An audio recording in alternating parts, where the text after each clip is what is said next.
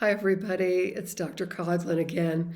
And today I'm going to be talking to you about the triangle of person. I think it was 2 videos ago, I talked to you about the triangle of conflict, how feelings can get associated with anxiety and be avoided or defended against in ways that end up causing the very symptoms and difficulties the patient is coming in to get help with. And yet, if you think about it, the triangle of conflict doesn't make much sense on its own.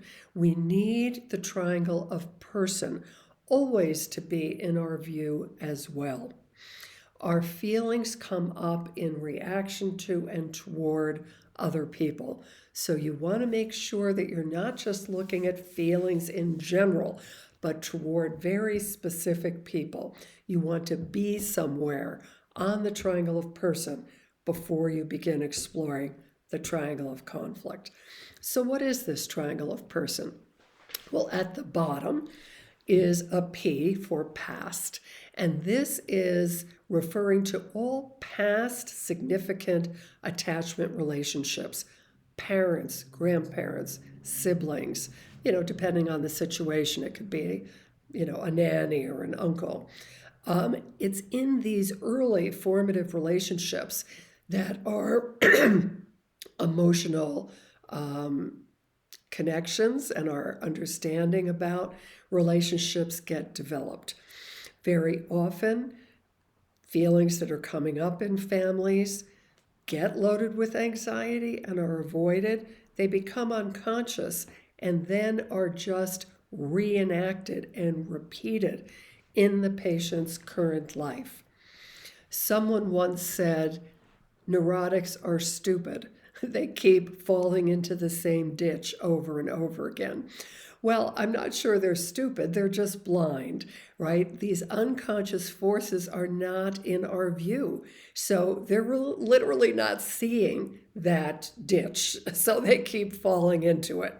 So in dynamic psychotherapy, we're going to want to shed light on those blind spots so the person can become aware and remember what they have been repeating.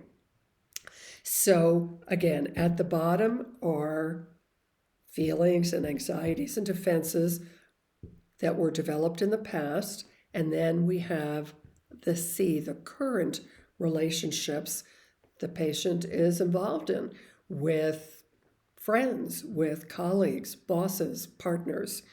Very often patients come to see us because they're having trouble in these current relationships.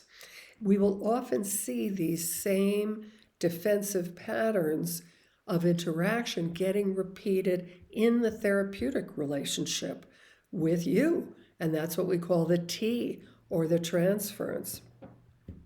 So when we're beginning to work with a patient, understanding the nature of their problems, when, where, and with whom they tend to happen, we're going to go to very specific examples, either in the current situation or in the transference. So how do we know which to do? Again, the patient will lead us. They will tell us, right? So we're going to look at a recent symptom generating situation, and they might tell us about an argument that they had with a neighbor that ended up producing depression or a panic attack. So in that case, we're going to begin to look at, gee, I wonder what kinds of feelings you had towards your neighbor. We're always keeping our eye on anxiety to make sure it's in that optimal range. The person can tense up and sigh. If it gets too high and they get confused, we've got to bring it down. If they go to a detached defense, we're going to have to deal with that to actually increase the tension. So we're always wanting to work in that optimal zone. Very often when we begin to ask, gee, what kinds of feelings are you having towards your neighbor? You're usually going to get a defense as a response.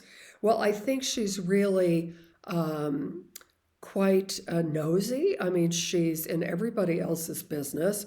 I don't think it's any of her business what I'm doing, in my garden or whatever. And so I'll say, okay, so those are some thoughts and opinions you have about your neighbor, but what about the feelings toward her? And you might have to persist several times and help the person see that they are mistaking a defense, right? Like thinking and judging for their actual feeling. And that actually ends up getting them in trouble.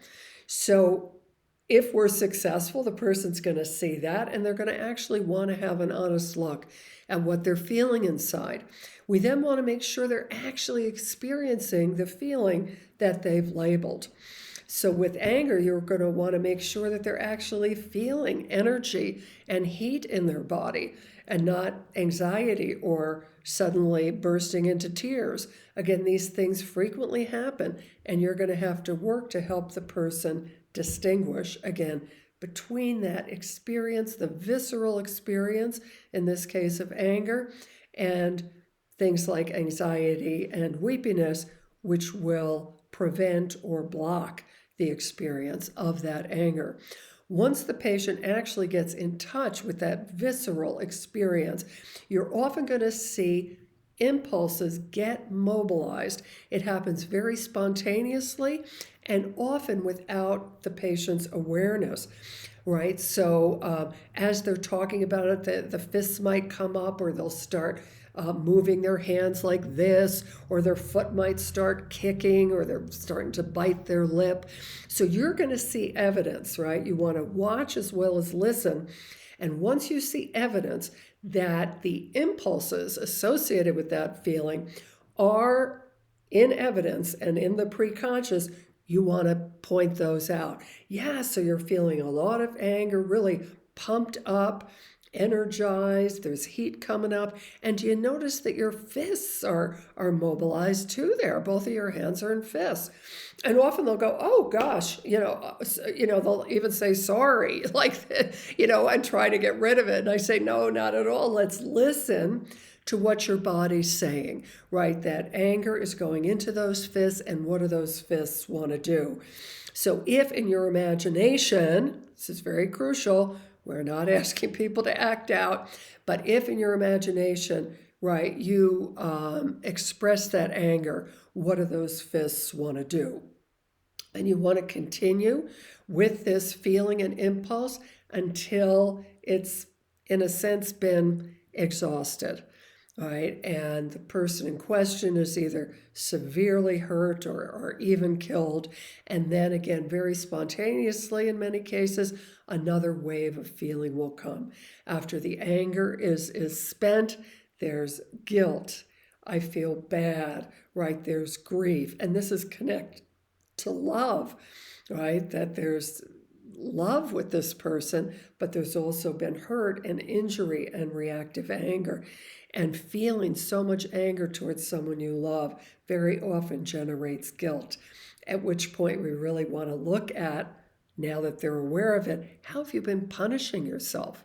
And the patient will often see, again, these subtle and not so subtle ways that they have been punishing themselves and also engaging other people to punish them because of their guilt, right? So that reminds me of a case of a woman who came for help because she always hooked up with abusive men. And her father was a brutal, sadistic man who had beaten up, her and her mother and her siblings. And she just couldn't understand why on earth she would go out of her way to pick men who would repeat that pattern. So it was only when I helped her get in touch with her rage toward her current partner that there was then this opening, and she suddenly saw her father.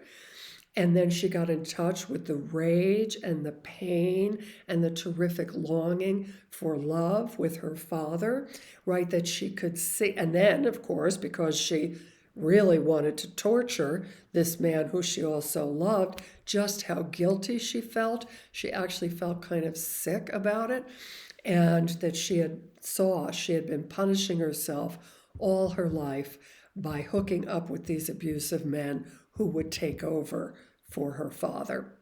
So this really is the point, that whether you start in the current, as I've just elucidated, or in the transference, the patient might come in and say, God, this is so weird. I feel really anxious. I mean, I look forward to seeing you, but like as soon as I got here, I started to feel really anxious.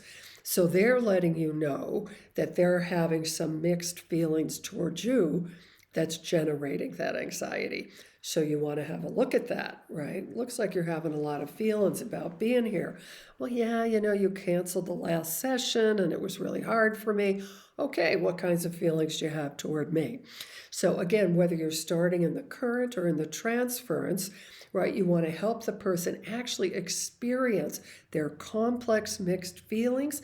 And as you do, there's often a spontaneous link to a critical figure from the past.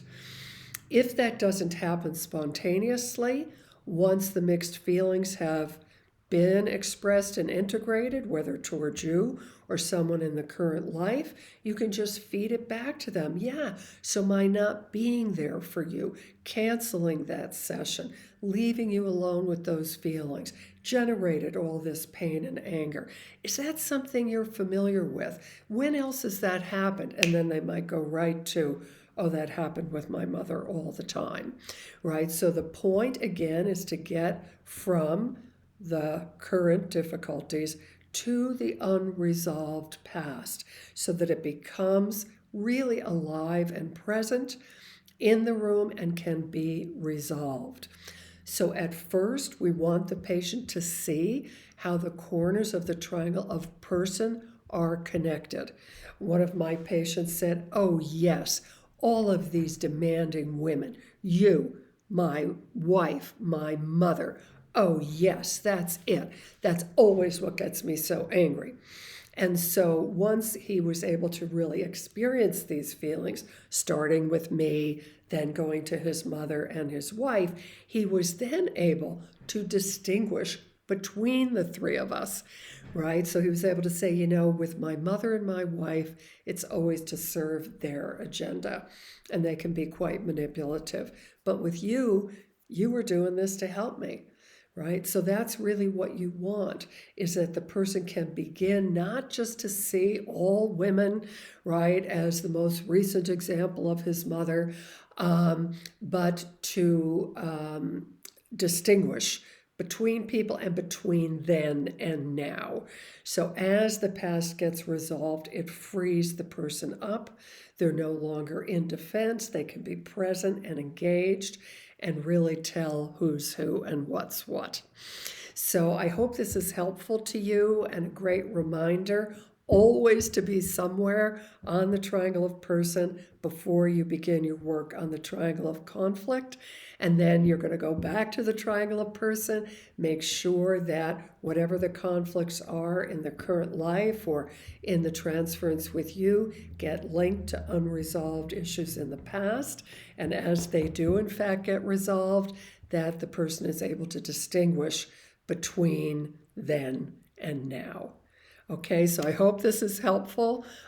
In some ways, having those two triangles is amazingly clarifying, and it can seem kind of simple. When you get into the room with a person, it can suddenly become very complex, but I hope this has helped you, and I look forward to your comments and questions. Bye-bye.